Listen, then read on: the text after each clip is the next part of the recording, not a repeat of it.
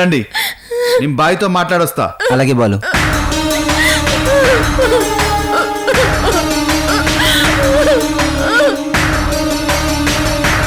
Bye. ఏంట్రా? Bye, ఎలాంటి plan లేకుండా సడన్ గా రేణుకని కిడ్నాప్ చేశాం. చేస్తే అసలు ఆ అమ్మాయి వివరాలు ఒకసారి తెలుసుకుంటే మంచిదేమో. రేయ్, ఏంట్రా దాని గురించి తెలుసుకునేది? అది వికాస్కి కాబోయే భార్య, అంతే. అంతకు మించి దాని వివరాలు మనకు అనవసరం. బాయ్, నా ఉద్దేశం ఏంటంటే మనం ఎంత పెద్ద జాదులైనా ఒక్కొక్కసారి తప్పు చేసి దొరికిపోతూ ఉంటాం. ఆ అమ్మాయి మాటలను బట్టి చూస్తే పెద్ద బ్యాక్గ్రౌండ్ ఉన్న ఎంపీ కూతురే అనిపిస్తుంది. మనం పొలిటికల్ లీడర్స్ని ఎప్పుడూ డీల్ చేయలేదు, శత్రుత్వము పెట్టుకోలేదు. అందుకని రే బాలు, నువ్వు చెప్పింది నాకు అర్థమైందిరా. అయినా అది ఎంపీ కూతురైతే ఆ వికాస్ లాంటి లోఫర్ గాడిని ఎందుకు ప్రేమిస్తుంది? వీడిన ఎంపీ ఎలా ఒప్పుకొని పెళ్లి చేస్తాడు? బాయ్, వికాస్ కూడా ఖతర్నాక్ క్యాండిడేటే కదా. రై, అవన్నీ నాకు తెలీదు. అది ఎవరైనా సరే ఆ వికాస్ గాడు నా డార్లింగ్ని వదిలిపెట్టాలి. అప్పుడే వాడి డార్లింగ్ని మనం వదిలిపెడతాం. ఇది ఫిక్స్. దాని బ్యాక్గ్రౌండ్ ఏదైనా సరే, ఐ డోంట్ కేర్.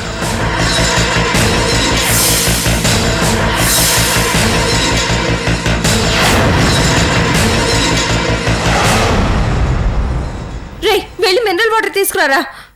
లేవు, బెట్టు చేయకుండా కుండలో నీళ్ళు తాగు. నీకు అంత సీన్ లేదు. పట్రారా. మీ కర్మరా, నేనెంత చెప్తున్నా వినడం లేదు. ఈ పాటికి నా కిడ్నాప్ విషయం మా డాడీకి తెలిసే ఉంటుంది. మీ అందరికీ పోయే టైం వచ్చిందిరా. రాయ్, ఈ వాగుడికాయతో తట్టుకోలేం. ప్లాస్టర్ రా.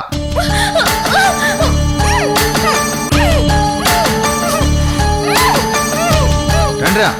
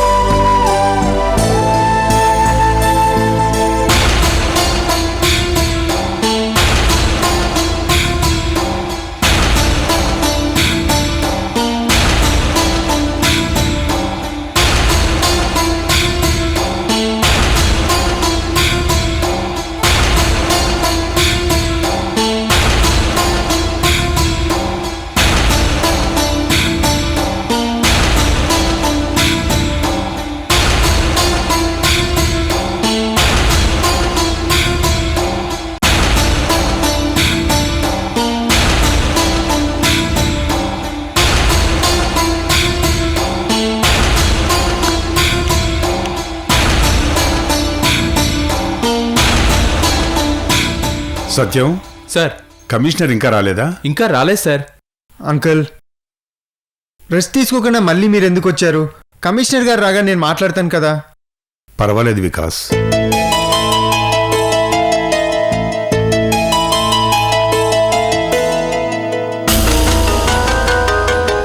నమస్తే సార్. హలో రవిప్రకాష్, నీకోసం వెయిట్ చేస్తున్నాను. కూర్చో. అమ్మాయి పెళ్లి ఏర్పాటు జరుగుతున్నాయని మొన్ననే ఫోన్ చేసావు.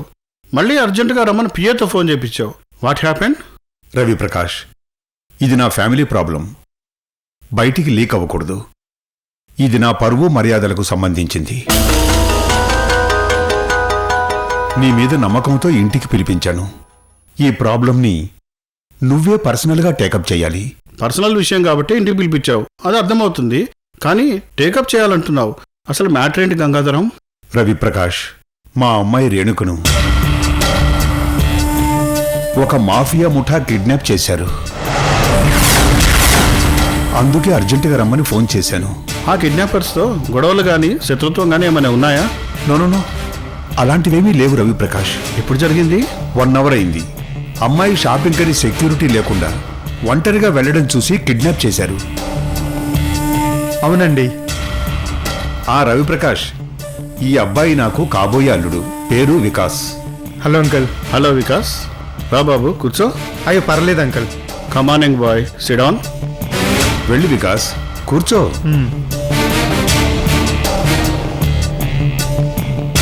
రేణుకుని కిడ్నాప్ చేసిన విషయం ముందు తెలిసింది నాకే. ఆ విషయం ఫోన్ చేసి కిడ్నాపర్స్ నాకే చెప్పారు. వాళ్ళ డిమాండ్స్ ఏంటో చెప్పారా? లేదు అంకుల్. వాళ్ళ డాడీకి చేయకుండా నీకెందుకు చేశారు?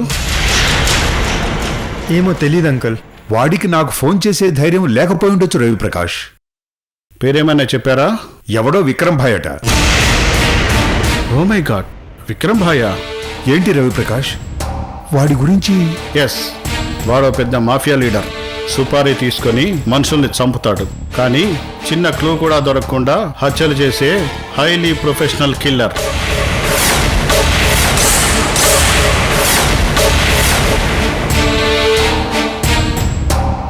ఇంతకుముందు వీడు కలకత్తాలో మాఫియా గ్యాంగ్ నడిపించాడు. రీసెంట్గా హైదరాబాద్ షిఫ్ట్ అయ్యాడు. వీడికి ఇంటర్నేషనల్ మాఫియా గ్యాంగ్తో లింకులున్నాయి. ఈ మధ్యనే వీడు ఒక అమ్మాయి విషయంలో అప్పుడప్పుడు బయట తిరుగుతున్నాడని మాకు ఇన్ఫర్మేషన్ కూడా వచ్చింది. రవిప్రకాష్, వాడెంత ఇంటర్నేషనల్ మాఫియా అని నాకు అనవసరం. నీకేం కావాలో చెప్పు, అవన్నీ నేను అరేంజ్ చేస్తాను. నా అధికారం, రాజకీయ అనుభవం, డబ్బు అన్నీ ఉపయోగిస్తాను. కావాలంటే పైనుండి ఆర్డర్స్ తెప్పిస్తాను. నువ్వేం చేస్తావో నాకు తెలియదు. నాకు నా కూతురు కావాలి. చూడు గంగాధరం, ఇన్నాళ్ళు మా డిపార్ట్మెంట్లోనే కొంతమంది ఆఫీసర్లు వాడికి ఫేవరబుల్గా ఉండటం వల్ల వాడు తప్పించుకొని తిరగలుగుతున్నాడు. ఈ విషయాలు ఏవి మేము చూసి చూడనట్టు ఊరుకున్నాము, కానీ వాడు ఒక ఎంపీ గారి అమ్మాయినే కిడ్నాప్ చేశాడు. మేము వదిలేస్తామా? వాడి మీద ఏ స్టేట్స్లో ఎన్ని కేసులున్నాయో తిరగదోడి వాడి సంగతి ఏంటో చూస్తాను. అసలు వాడు నా కూతుర్ని కిడ్నాప్ చేయడానికి ఎన్ని దమ్ములు రవిప్రకాష్! వాడిని చంపేయండి, ముక్కలు ముక్కలుగా నరికి పారేయండి. ఆ తర్వాత నేను చూసుకుంటాను. అంకుల్ ప్లీజ్ మీరు ఆవేశపడకండి. రవిప్రకాష్, అమ్మాయి కిడ్నాప్ విషయం చెప్పగాని నాకు గుండె నొప్పి వచ్చింది. నీకు తెలుసు, రేణుక నా ఒక్కగానొక్క కూతురు. నా ఆశలన్నీ అమ్మాయి మీదే అని. తనకెలాంటి హాని కలగకుండా విడిపించాలి. యూ డోంట్ వరీ, నేను ఈ క్షణం నుండే అదే పనిలో ఉంటాను. ఇక నుండి అన్నీ నా అల్లుడే చూసుకుంటాడు. వికాస్, కమిషనర్ గారితో కలిసి రేణుకను క్షేమంగా విడిపించుకుని వచ్చే బాధ్యత నీకు అప్పగిస్తున్నాను. అలాగే అంకుల్. గంగాధరం, నేను ఈ క్షణం నుండే యాక్షన్ తీసుకుంటాను. రేణుకను నీకు క్షేమంగా అప్పగించే బాధ్యత నాది. Thank you Ravi Prakash. నేను ఈరోజే అఫీషియల్స్తో మాట్లాడి వాడి ఫైల్ ఓపెన్ చేపిస్తాను. నువ్వేం టెన్షన్ పడకు, సరేనా? రవిప్రకాష్, ఎఫ్ఐఆర్లు, కేసులు ఇవేమీ వద్దు. నాకు తెలుసు. కిడ్నాప్ విషయం బయటికి రాకుండా ఈ కేసు నేను డీల్ చేస్తాను. ఓకే? అలాగే రవిప్రకాష్. డోంట్ వరీ, నువ్వు రెస్ట్ తీసుకో. మిగతా విషయాలు నేను వికాస్తో మాట్లాడతాను. Take care. అలాగే.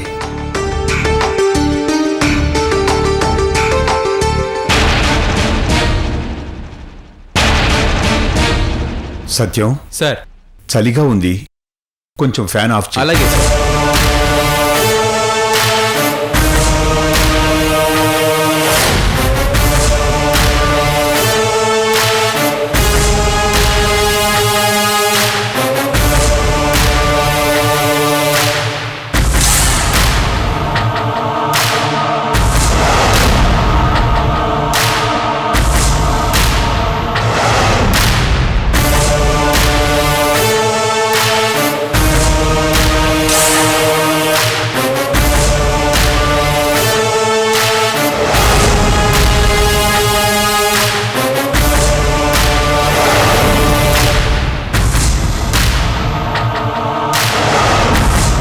ఓకే? ఓకే అంకుల్,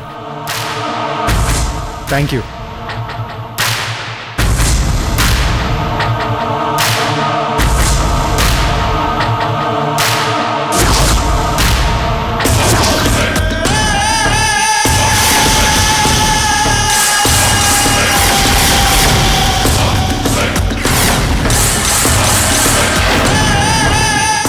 రేయ్ విక్రమ్, నువ్వు అమృత కోసం రేణుకని కిడ్నాప్ చేశావు. నేను రేణుక కోసం నీ చావుకు ముహూర్తం పెట్టాను. అసలు సిసలు డెత్ గేమ్ ఇప్పుడు స్టార్ట్ అయింది.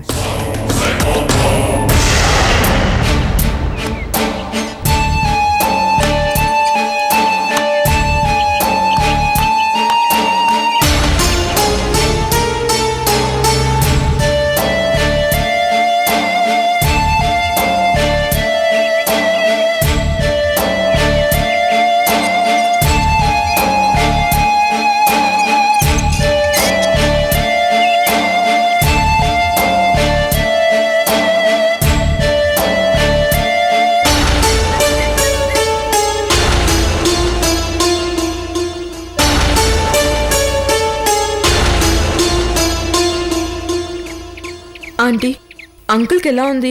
అంకుల్ కోలుకున్నారమ్మా. అమృత గురించి మీకేమైనా తెలిసిందేమోనని మీ దగ్గరికి వస్తున్నాను ఆంటీ. నాకు తెలీదక్క. అక్క ఎక్కడుందో ఏం చేస్తుందోనని ఆలోచిస్తూ నేను అమ్మ రోజు బాధపడుతూనే ఉన్నామక్క.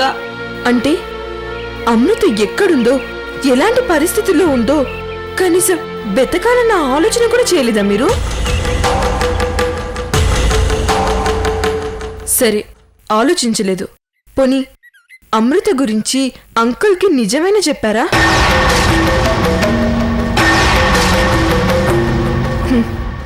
కృష్ణమూర్తి అంకులే మొండి మనిషి అనుకుంటే మీరు అంతకన్నా మొండి మనుషుల్లా ఉన్నారే.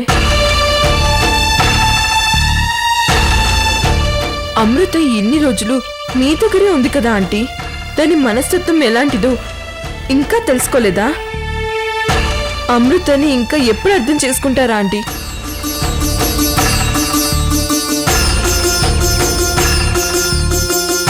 తండ్రి కోసం ఒక ఆడపిల్ల అయ్యుండి 3 లక్షల రూపాయలు తీసుకొచ్చి హాస్పిటల్ బిల్ కట్టింది కదా. ఇంత చేసిన అమృత గురించి ఒక్కసారైనా ఆలోచించలేకపోయారా ఆంటీ?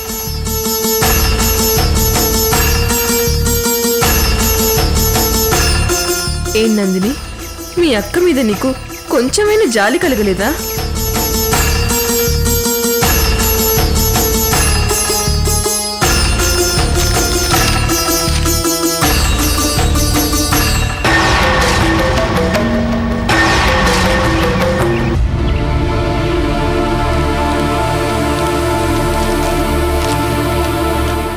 శుభలక్ష్మి, ఇన్ని రోజులు అమృత విషయంలో మీ అంకుల్ ఆలోచించినట్లుగానే మేము ఆలోచించాం. అందుకే దాన్ని అర్థం చేసుకోలేకపోయాం.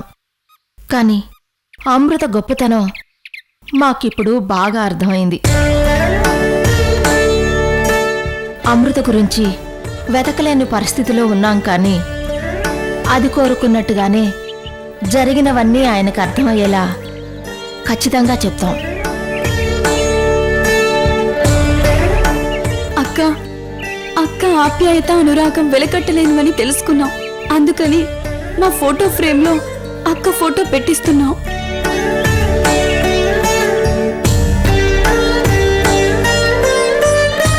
నీకు తెలుసు కదమ్మా, అమృత కోరిక ఇదే కదమ్మా.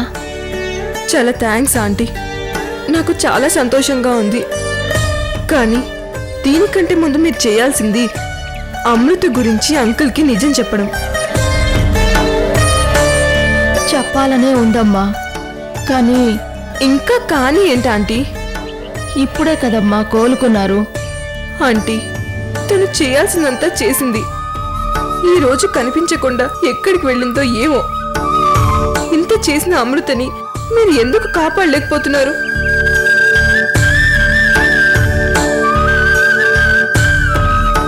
ఇంకా ఎందుకు భయపడుతున్నారు? ఆ డబ్బులు విక్రమ్ ఇచ్చాడో, ఇంకెక్కడైనా రిస్క్ చేసి తెచ్చిందో, అసలు బ్రతుకుందో లేదో ఆ దేవుడికే తెలియాలి.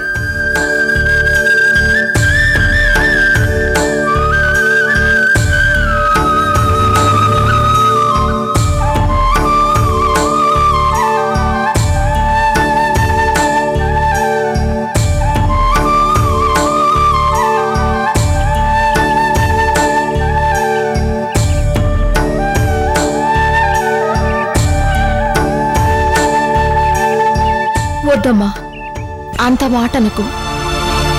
అమృత ఎక్కడున్నా క్షేమంగా ఉండాలి. అదే ఆంటీ, అమృత గురించి ఎంత ఆలోచించినా అన్ని సమాధానం దొరకని ప్రశ్నలే. పాపం బయట తిరుగుతే ఆ విక్రమ్ దగ్గర నుండి ప్రమాదం అని భయపడి ఎక్కడ దాక్కొనుందో ఏమో.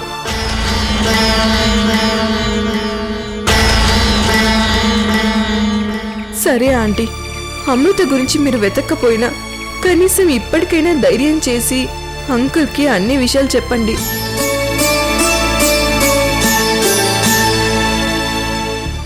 అమృత గురించి నిజాన్ని నిర్భయంగా చెప్పండి. ఎందుకు మారరు? ఖచ్చితంగా మారతారు.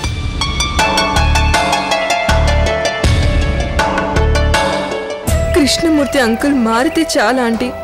ఆ విషయం అమృతకి తెలిస్తే, ఒక్కవేళ బ్రతికే ఉంటే ఎక్కడున్నా పరిగెత్తుకుంటూ వస్తుంది.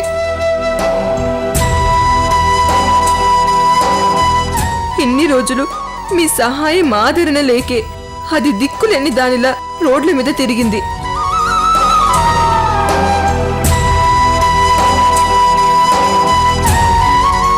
అంకుల్ని ప్రాణపాయం నుంచి కాపాడి మీ జీవితాన్ని, మీ తాలిబొటిని నిలబెట్టింది.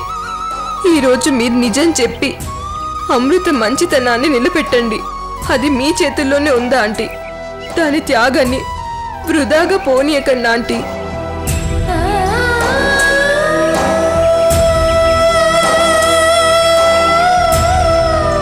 ఫోటో గోడకి తగిలించినంత మాత్రాన సరిపోదా ఆంటీ? ఆ త్యాగాన్ని అంకుల్ గుర్తించాలి. Please aunty. అలాగేనమ్మా. ఒక ఫ్రెండ్గా అమృత గురించి నీకే అంత బాధగా ఉంటే, తల్లిగా నేనెంత బాధపడుతున్నానో నాకు మాత్రమే తెలుసు. తప్పకుండా అంకుల్కి చెప్తానమ్మా. Thanks aunty.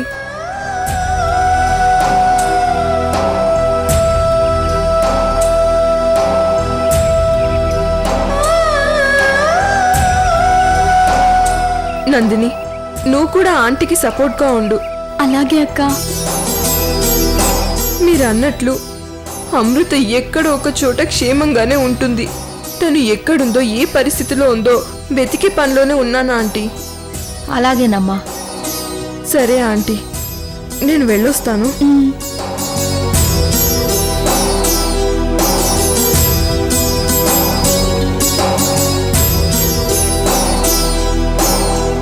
అమ్మా, అక్క ఫోటోని ఫ్రేమ్లో పెట్టిన తర్వాత నాన్న ఏమన్నా సరే అక్క ఉన్న ఫోటో ఇంట్లో పెడదాం.